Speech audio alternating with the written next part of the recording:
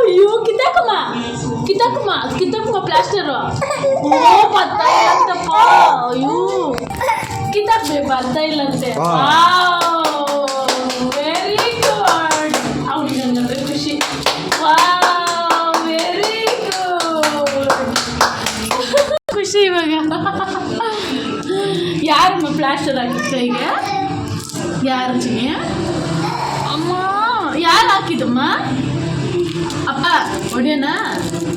ಸೋಮ ಹೊಡಿಯೋಣ?